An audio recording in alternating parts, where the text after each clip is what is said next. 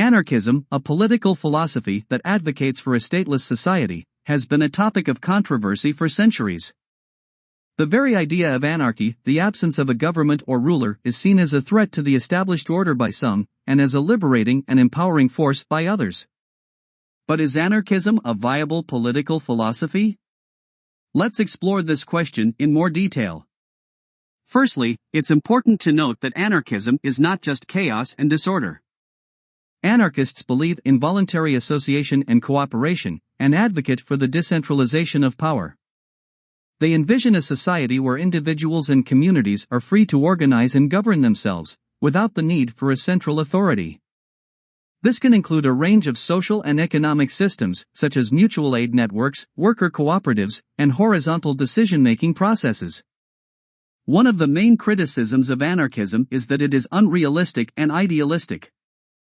Critics argue that without a government to maintain order and enforce laws, society would descend into chaos and violence. However, anarchists point out that many of the problems we see in society today, such as poverty, inequality, and environmental destruction, are caused or exacerbated by the actions of governments and corporations. They believe that a decentralized and more democratic society would be better equipped to address these issues. Another common criticism of anarchism is that it is too individualistic and doesn't take into account the needs of society as a whole.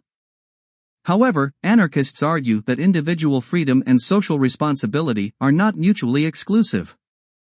In fact, they believe that by empowering individuals and communities to take control of their own lives, society as a whole would benefit.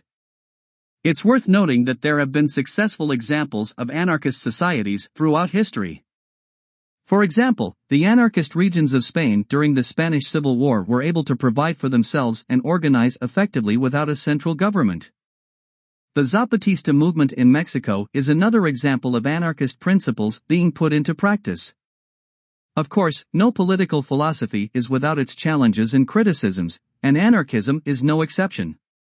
One of the biggest challenges facing anarchism is how to transition from our current society to a stateless one. It's also important to note that anarchism is not a one-size-fits-all solution. Different communities and regions may require different approaches. In conclusion, while anarchism may not be a perfect or universally applicable political philosophy, it is certainly a viable and thought-provoking one. By challenging our assumptions about power, authority, and hierarchy, anarchism offers a vision of a more equitable and democratic society. Whether or not you agree with anarchist principles, it's worth engaging with the ideas and exploring the possibilities they present.